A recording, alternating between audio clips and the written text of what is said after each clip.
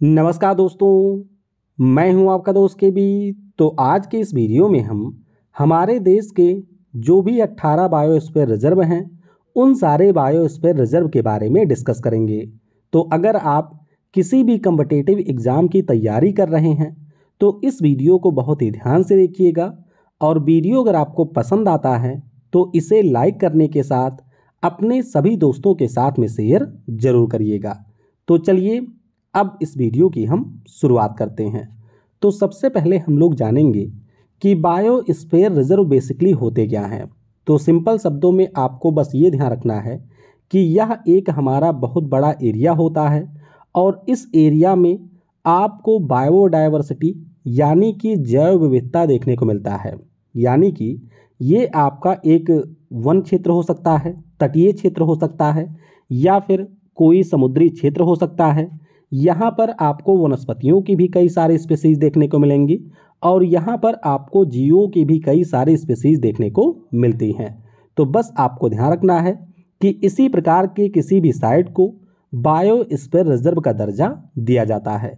अच्छा, परीक्षा में कई बार आपसे यूनेस्को के अनुसार पूछ लिया जाता है, तो आपको बस ये ध्यान रखना है कि यूनेस्को के अनुसार बायोस्फीयर रिजर्व सतत विकास के लिए सीखने का एक स्थान है। अब इसका मतलब क्या हुआ? आपने सस्टेनेबल गोल के बारे में पढ़ा होगा या फिर सस्टेनेबल डेवलपमेंट के बारे में पढ़ा होगा। तो आप ये कह सकते हैं कि बायोस्फीयर रिजर्व हमारा एक ऐसा साइट होता है जहां पर आप ये देखेंगे कि किस प्रकार से आपके माइक्रो ऑर्गेनिज्म से लेकर के जीव और पेड़ पौधे आपस में सामंजस्य बना करके आगे बढ़ते हैं। तो ये हो गया हमारा बायोस्फीयर रिजर्व का डिफिनीशन। अब बात करते हैं कि बायोस्फीयर रिजर्व में आखिर में होता क्या है। तो ध्यान रखेंगे कि जब हम लोग किसी भी बायोस्फीयर रिजर्व की बात करते हैं तो इसमें मुख्य रूप से आपको 3 जोन देखने को मिलते हैं। ये मैंने आपको पिछली वीडियो में भी बताया था। तो देखिए, 3 जोन में आपका पहला कोर जोन होता है, दूसरा यहाँ पर बफर जोन होता है, और तीसरा आपका होता है यहाँ पर ट्रांजिशन जोन। कोर जोन की अगर हम लोग बात करते हैं तो ये आपके बायोस्फीयर रिजर्व का सबसे ज़्यादा संरक्षित हिस्सा है, और जो आपको राष्ट्रीय पार्क देखने को मिलते हैं किसी भी बायोस्फीयर रिजर्व में, वो राष्ट्रीय पार्क इसी कोर जोन में बेसिकली बनाए जाते हैं। तो आपको ये ध्यान रखना है कि किसी भी बायोस्फीयर रिजर्व का जो कोर जोन है वह आपका सबसे संरक्षित होता है, और इसमें जो मानव के क्रियाकलाप हैं वो आपके पूरी तरीके से प्रतिबंधित होते हैं। उसके बाद में आता है बफर जोन। तो बफर जोन की अगर हम लोग बात करते हैं तो इसे आप लोग कनेक्ट कर सकते हैं वाइल्ड लाइफ सेंचुरी से। यानी कि जो भी वाइल्ड लाइफ सेंचुरी आपके बायोस्फीयर रिजर्व में होती हैं वो बेसिकली आपके इसी बफर जोन में बनाई जाती हैं। तो बफर जोन में आपके शोध की अनुमति होती है, या फिर शैक्षिक गतिविधियों के लिए भी आप यहाँ पर जा सकते हैं। यहाँ से आप लोग जड़ी बूटी वगैरह भी ला सकते हैं। यहाँ पर अगर वनस्पति है तो उसकी सूखी लकड़ियाँ इकट्ठा कर सकते हैं, और पशुओं की ग्रेजिंग भी यहाँ पर अलाउ है। और बायोस्फीयर रिजर्व का जो तीसरा हिस्सा है इसे हम लोग ट्रांजिशन जोन के नाम से जानते हैं। तो ट्रांजिशन जोन की अगर हम लोग बात करते हैं तो यहाँ पर आपके फसलों की बुआई वगैरह भी होती है, यानी कि खेती किसानी की अनुमति होती है। यहाँ पर कुछ उद्योग वगैरह भी आपको देखने को मिल जाएंगे, सड़कें वगैरह भी यहाँ पर बनाई जाती हैं, और यहाँ पर जो हमारे ट्राइबल लोग हैं वो भी आपको देखने को मिल जाएंगे। यानी कि आप कह सकते हैं कि किसी भी बायोस्फीयर रिजर्व का जो कोर जोन है वो आपका सबसे ज़्यादा प्रतिबंधित होता है, जबकि ट्रांजिशन जोन में आपको सबसे कम प्रतिबंध देखने को मिलेगा। आगे हम लोग बात करेंगे यहाँ पर कि बायोस्फीयर रिजर्व कार्यक्रम जो है वो हमारे देश में कब शुरू हुआ था। तो आपको ये ध्यान रखना है कि भारत सरकार के द्वारा वर्ष 1986 में बायोस्फीयर रिजर्व कार्यक्रम की शुरुआत की गई थी, और इसके अंतर्गत जो भी हमारे हिमालयी राज्य हैं या फिर जो आपके पूर्वोत्तर के राज्य हैं वहाँ पर इन बायोस्फीयर रिजर्व के रख रखाव के लिए सरकार के द्वारा 90% राशि दी जाती है, जबकि वो बायोस्फीयर रिजर्व जिस राज्य में होता है वहाँ की सरकार इसमें 10% अपना कंट्रीब्यूशन करती है। इसके अलावा आपको ये ध्यान रखना है कि 3 हिमालयी और हमारे पूर्वोत्तर राज्यों के बाद जो भी आपके अन्य राज्य हैं वहाँ पर अगर कोई बायोस्फीयर रिजर्व है तो उसके रखरखाव के लिए केंद्र सरकार यहाँ पर 60% देती है राशि। बाकी का जो 40% है वो उस राज्य के राज्य सरकार के द्वारा खर्च किया जाता है। वर्तमान स्थिति की बात करें तो आपको हमारे देश में टोटल 18 बायोस्फीयर रिजर्व देखने को मिलेंगे। आपको ये भी ध्यान रखना है कि भारत सरकार के द्वारा वर्ष 1986 में सबसे पहले नीलगिरी को बायोस्फीयर रिजर्व के तौर पर घोषित किया गया था। अब परीक्षा के दृष्टिकोण से आइए कुछ और महत्वपूर्ण चीज़ें जान लेते हैं।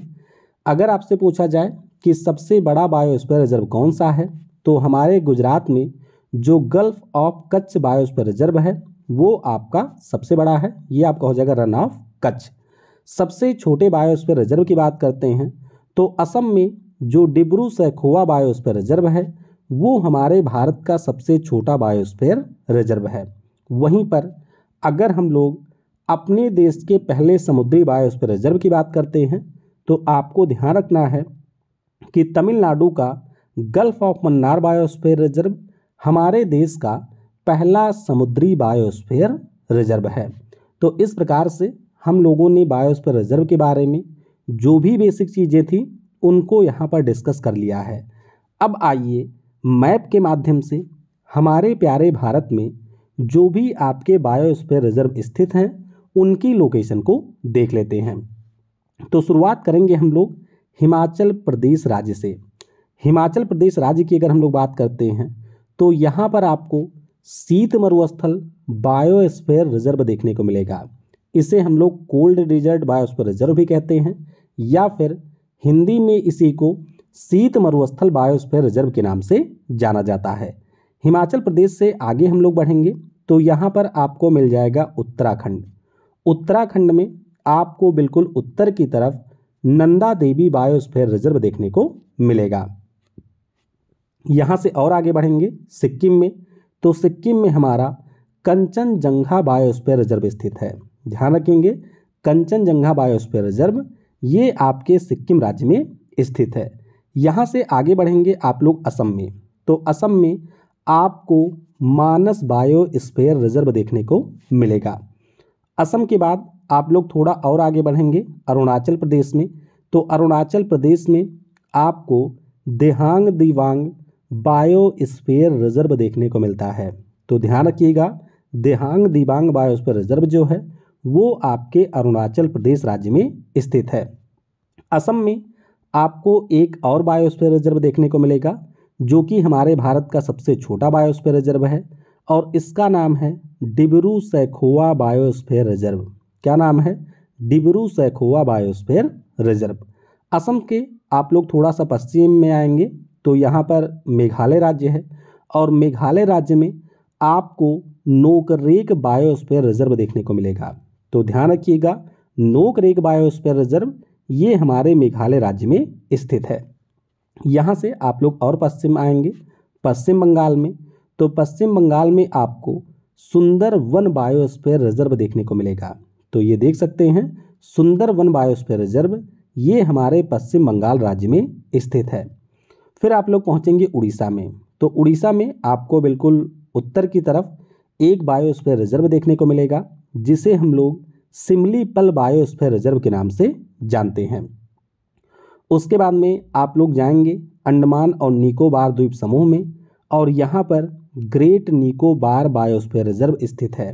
क्या नाम है? ग्रेट निकोबार बायोस्फीयर रिजर्व और ये आपको अंडमान और निकोबार में देखने को मिलेगा। फिर चलते हैं हम लोग आंध्र प्रदेश में तो आंध्र प्रदेश में आपको शेषाचलम की पहाड़ियाँ देखने को मिलेंगी और यहाँ पर इसी के नाम पर आपको शेषाचलम बायोस्फीयर रिजर्व भी देखने को मिलेगा और यहाँ पर आपको लाल चंदन की लकड़ी भी मिलती है। फिर आप लोग आ जाएंगे तमिलनाडु के पास समुद्र में तो यहाँ पर हमारा gulf of Mannar biosphere reserve है। क्या नाम है? Gulf of Mannar biosphere reserve और ये आपके तमिलनाडु का हिस्सा है। फिर चलेंगे हम लोग केरल में तो केरल में आपको मिल जाएगा अगस्त मलाई बायोस्फीयर रिजर्व। क्या नाम है? अगस्त मलाई बायोस्फीयर रिजर्व और ये आपके केरल राज्य में स्थित है। फिर हम लोग तमिलनाडु, केरल और कर्नाटक में चलेंगे। इन 3 राज्यों में आपको नीलगिरी बायोस्फीयर रिजर्व देखने को मिलेगा। तो ये ध्यान रखिएगा कि जो हमारा नीलगिरी बायोस्फीयर रिजर्व है वो 3 राज्यों में फैला हुआ है। कौन कौन से राज्य हैं? तो केरल, तमिलनाडु और कर्नाटक, ये 3 ऐसे हमारे राज्य हैं जिसमें आपको नीलगिरी बायोस्फीयर रिजर्व देखने को मिलेगा। फिर हम लोग चलेंगे छत्तीसगढ़ और मध्य प्रदेश की सीमा पर, और इस सीमा पर आपको एक बायोस्फीयर रिजर्व देखने को मिलेगा जिसका नाम है अचनकमार अमरकंटक बायोस्फीयर रिजर्व। तो ध्यान रखिएगा, ये जो अचनकमार अमरकंटक बायोस्फीयर रिजर्व है ये मध्य प्रदेश और छत्तीसगढ़ की बाउंड्री पर स्थित है। मध्य प्रदेश में एक बायोस्फीयर रिजर्व आपको और मिलेगा और इसका नाम है पंचमढ़ी बायोस्फीयर रिजर्व। क्या नाम है? Pachmarhi biosphere reserve. और मध्य प्रदेश में ही आपको हमारा आखिरी बायोस्फीयर रिजर्व मिलेगा और इसका नाम है पन्ना बायोस्फीयर रिजर्व। तो इस प्रकार से हम लोगों ने मैप के माध्यम से ये जान लिया कि हमारे कौन से बायोस्फीयर रिजर्व कहाँ पर और किस राज्य में स्थित हैं। अब आइए, यूनेस्को के द्वारा एक मैप प्रोग्राम शुरू किया गया था। अच्छा, एक और आपका बचा हुआ है, एक हमारे गुजरात में है और इसका नाम है रन ऑफ कच्छ। क्या नाम है? गुजरात वाले का नाम है run of Kutch biosphere reserve. तो ये भी आप लोग यहाँ पर देख सकते हैं।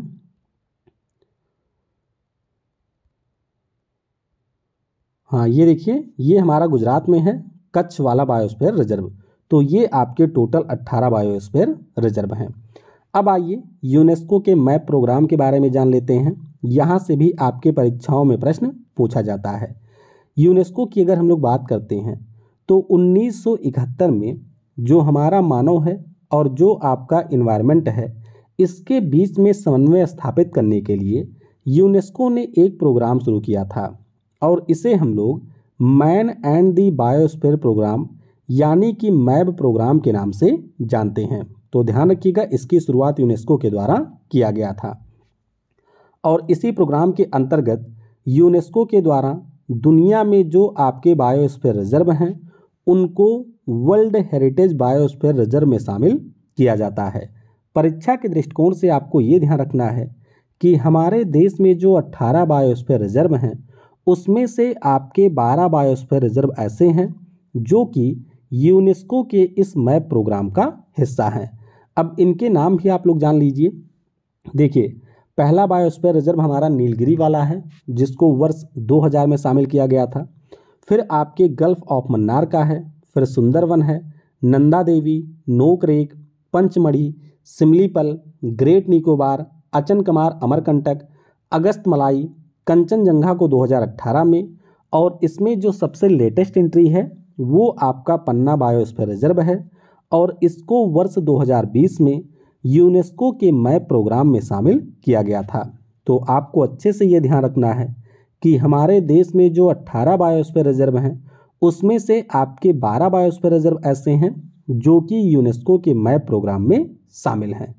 अब आइए एक एक करके इन बायोस्फीयर रिजर्व से संबंधित जो महत्वपूर्ण तथ्य आपकी परीक्षाओं में पूछे जाते हैं उनको भी हम लोग जान लेते हैं। पहले बात करेंगे नीलगिरी बायोस्फीयर रिजर्व की। तो मैंने आपको शुरुआत में ही बता दिया कि वर्ष 1986 में जब भारत सरकार के द्वारा बायोस्फीयर रिजर्व प्रोग्राम शुरू किया गया था तो आपके नीलगिरी को सबसे पहले बायोस्फीयर रिजर्व घोषित किया गया था। तो 1986 में नीलगिरी आपके भारत का पहला बायोस्फीयर रिजर्व बनता है।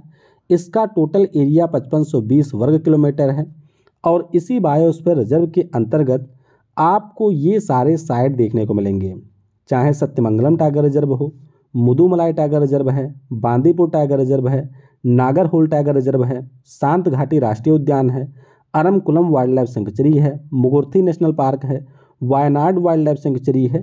तो ये सारे आपको नीलगिरी बायोस्फीयर रिजर्व में ही देखने को मिलेंगे।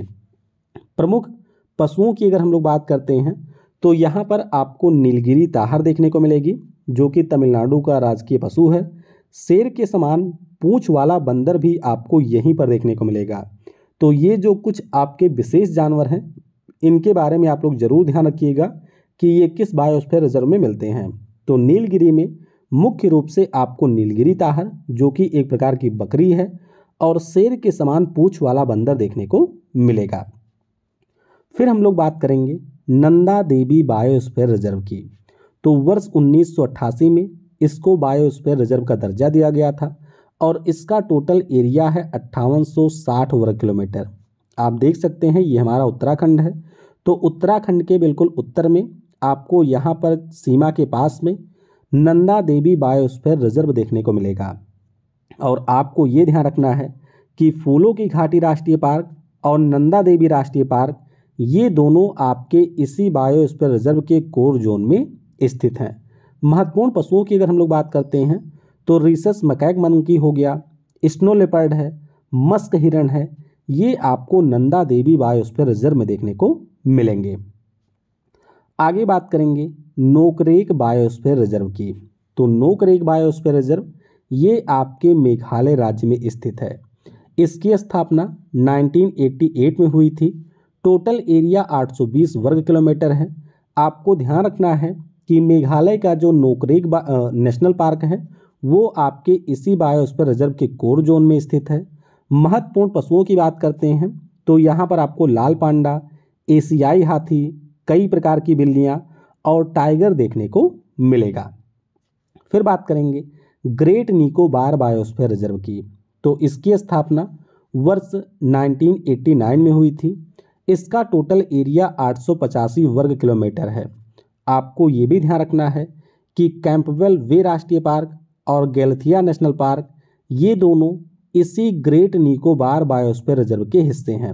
यहाँ पर आप देख सकते हैं ये बड़ा निकोबार सबसे दक्षिण में है और यहीं पर आपको ग्रेट निकोबार बायोस्फीयर रिजर्व देखने को मिलेगा। महत्वपूर्ण पशुओं की अगर हम लोग बात करते हैं तो खारे पानी का मगरमच्छ है, मैकाक बंदर है, कछुआ है, वाटर मॉनिटर जो कि आपके लेजर्ड की फैमिली का है। ये सारे जो जीव हैं वो आपको ग्रेट निकोबार बायोस्फीयर रिजर्व में देखने को मिलेंगे। आगे बात करेंगे मन्नार की खाड़ी बायोस्फीयर रिजर्व की। तो ये हमारा तमिलनाडु है। तमिलनाडु के यहाँ तटीय क्षेत्र में पूरे थूथुकुडी से लेकर के धनुषकोटी के बीच का जो एरिया है ये आपके मन्नार की खाड़ी बायोस्फीयर रिजर्व का हिस्सा है। 1989 में इसको दर्जा दिया गया था और 10,500 वर्ग किलोमीटर इसका टोटल एरिया है। महत्वपूर्ण पशुओं की अगर हम लोग बात करते हैं तो दुगांग जिसे हम लोग एक समुद्री गाय भी मानते हैं, यह एक मैमल है। तो ये महत्वपूर्ण पशु आपको यहीं पर मिलेगा। इसके अलावा डॉल्फिन है, ब्लू व्हेल है, स्पर्म व्हेल है। ये सारे जो हमारे जलीय जंतु हैं या जलीय जीव हैं ये आपको मन्नार की खाड़ी बायोस्फीयर रिजर्व में देखने को मिलेंगे। फिर बात करेंगे मानस जीवमंडल निचय की। तो वर्ष 1989 में इसको दर्जा दिया गया था। असम राज्य में ये स्थित है।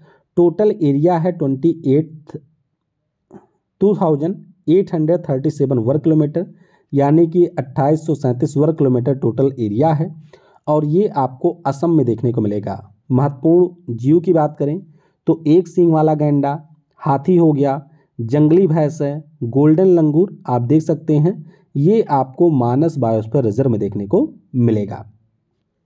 फिर बात करते हैं सुंदर वन बायोस्फीयर रिजर्व की। तो इसकी स्थापना 1989 में हुई थी। पश्चिम बंगाल राज्य में ये स्थित है। 9630 वर्ग किलोमीटर इसका टोटल एरिया है। हैलिडे द्वीप wild life sanctuary, Lothian wild life sanctuary, सजना खली वाइल्ड लाइफ सेंचुरी ये आपको इसी सुंदरवन बायोस्फीयर रिजर्व में देखने को मिलेंगे। महत्वपूर्ण पशुओं की बात करें तो रॉयल बंगाल टाइगर है, चीतल है, तेंदुआ है, फिशिंग कैट है। ये सारे जीव आपको इसी सुंदरवन बायोस्फीयर रिजर्व में देखने को मिलेंगे। आगे बात करेंगे सिमलीपल बायोस्फीयर रिजर्व की। तो सिमलीपल बायोस्फीयर रिजर्व की बात करें इसकी स्थापना वर्ष 1994 में हुआ था। इसका टोटल एरिया 8374 वर्ग किलोमीटर है।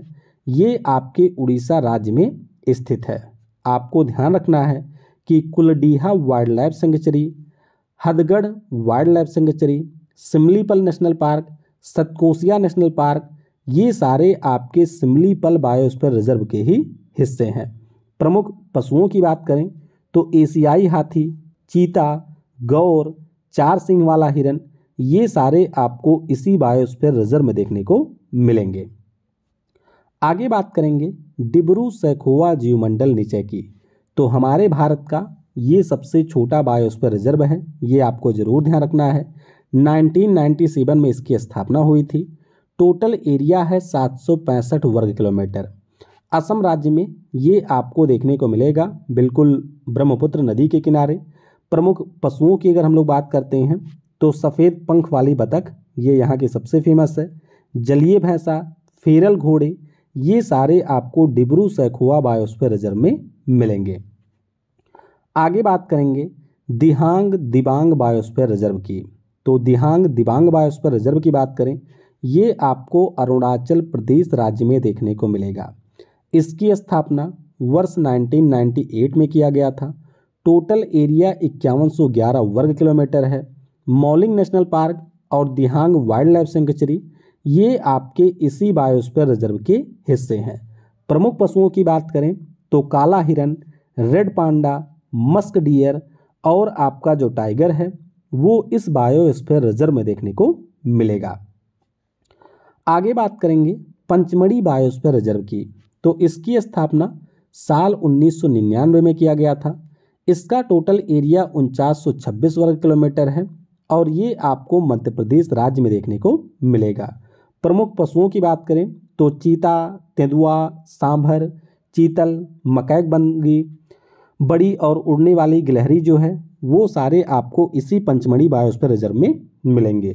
आपको ये भी ध्यान रखना है कि जो सतपुड़ा नेशनल पार्क है, पंचमढ़ी सेंचुरी है, ये भी आपके इसी बायोस्फीयर रिजर्व के हिस्से हैं। आगे बात करेंगे कंचनजंगा जीवमंडल निचय की। तो इसकी स्थापना वर्ष 2000 में हुई थी। इसका टोटल एरिया 2620 वर्ग किलोमीटर है और ये आपके सिक्किम राज्य में स्थित है। प्रमुख पशुओं की बात करें तो बर्फ का तेंदुआ, लाल पांडा, एशियन जंगली कुत्ता, हिम तेंदुआ, ये सारे पशु आपको कंचनजंगा बायोस्फीयर रिजर्व में देखने को मिलेंगे। आगे बात करेंगे अगस्त मलाई बायोस्फीयर रिजर्व की। तो ये जो बायोस्फीयर रिजर्व है वो आपको केरल और थोड़ा सा तमिलनाडु में देखने को मिलेगा। इसकी स्थापना 2001 में हुई थी। 1828 वर्ग किलोमीटर इसका टोटल एरिया है। प्रमुख पशुओं की बात करें तो नीलगिरी ताहर है, हाथी है, मकैक बंदर है, ये सारे पशु आपको यहाँ पर देखने को मिलेंगे।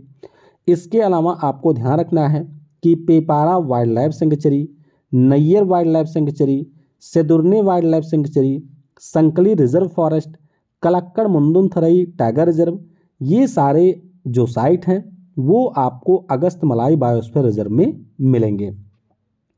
आगे बात करेंगे अचनकमार अमरकंटक बायोस्फीयर रिजर्व की। तो ध्यान रखेंगे इसकी स्थापना वर्ष 2005 में किया गया था। इसका जो टोटल एरिया है वो 3835 वर्ग किलोमीटर है। मैकाल की पहाड़ी और अचनकमार अमरकंटक टाइगर रिजर्व जो है वो आपको इसी बायोस्फीयर रिजर्व में मिलेगा। प्रमुख पशुओं की अगर हम लोग बात करते हैं तो 4 सींग वाला हिरन है, जंगली कुत्ता है, सफ़ेद गिद्ध है, ये सारे आपको अचनकमार अमरकंटक बायोस्फीयर रिजर्व में मिलेंगे। अगला हमारा है run of Kutch biosphere reserve. तो इसकी स्थापना वर्ष 2008 में किया गया था। हमारे भारत का ये सबसे बड़ा बायोस्फीयर रिजर्व है। तो ध्यान रखिएगा 12,454 वर्ग किलोमीटर इसका टोटल क्षेत्रफल है। कच्छ मरुस्थलीय अभयारण्य, जंगली गधा अभयारण्य, ये आपके इसी बायोस्फीयर रिजर्व के हिस्से हैं। और एशिया के जो बन्नी घास का मैदान है वो भी आपको इसी बायोस्फीयर रिजर्व में देखने को मिलेगा। फेमस पशु की बात करें तो बहुत सारे पशु आपको यहाँ पर मिलेंगे, लेकिन जो भारतीय जंगली गधा है वो आपको यहाँ पर देखने को मिलेगा। आगे बात करेंगे शीत मरुस्थल बायोस्फीयर रिजर्व की। तो ये हमारे हिमाचल प्रदेश राज्य में स्थित है। 2009 में इसको बायोस्फीयर रिजर्व का दर्जा दिया गया था। टोटल एरिया है 7740 वर्ग किलोमीटर।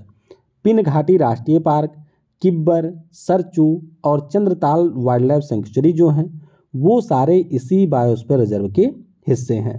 यहाँ के प्रमुख पशुओं की बात करें तो आपको ध्यान रखना है कि जो हमारा स्नो लेपर्ड है वो आपको इसी बायोस्फीयर रिजर्व में देखने को मिलेगा।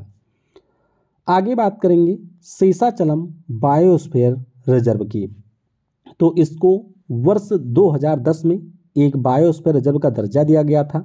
ये हमारे आंध्र प्रदेश राज्य में स्थित है। श्री वेंकटेश्वरा राष्ट्रीय पार्क जो कि आपके आंध्र प्रदेश में है, वो इसी बायोस्फीयर रिजर्व का हिस्सा है। प्रमुख पशुओं की बात करें तो पीले गले वाली जो बुलबुल है, लोरिस है, यहाँ पर आप देख सकते हैं एक प्रकार का बंदर होता है। इसके अलावा गिद्ध हो गए, हरा कबूतर हो गया, तो ये सारे इस जीवमंडल नीचे में आपको देखने को मिल जाएंगे। तो अगला हमारा जो बायोस्फीयर रिजर्व है ये आपका है पन्ना। पन्ना बायोस्फीयर रिजर्व ये हमारे मध्य प्रदेश राज्य में स्थित है। इसकी स्थापना वर्ष 2011 में हुई थी। टोटल एरिया इसका 3000 वर्ग किलोमीटर है। प्रमुख पशुओं की बात करें तो चीता, चीतल, चिंकारा, सांभर, ये सारे हमारे पन्ना बायोस्फीयर रिजर्व के प्रमुख पशु हैं। तो इस प्रकार से हमारे देश के जो 18 बायोस्फीयर रिजर्व हैं उन सभी के बारे में परीक्षा के दृष्टिकोण से जो भी महत्वपूर्ण तथ्य थे उन सभी को हमने पढ़ लिया है। इसके बाद जो हमारा अगला वीडियो होगा उसमें हम लोग हमारे देश के टोटल 107 राष्ट्रीय पार्क के बारे में डिस्कस करेंगे। तो वीडियो को समय देने के लिए आप सभी को बहुत बहुत धन्यवाद। वीडियो आपको कैसा लगा यह भी आप लोग कमेंट में बता सकते हैं। इसके अलावा अगर आपने वीडियो को लास्ट तक देखा है तो कमेंट में ज़रूर बताइएगा और कमेंट में टाइप करिएगा yes I can do it. Thanks for watching. जय हिंद, जय भारत, और सबसे ज़रूरी, पढ़ेगा भारत तो बढ़ेगा भारत।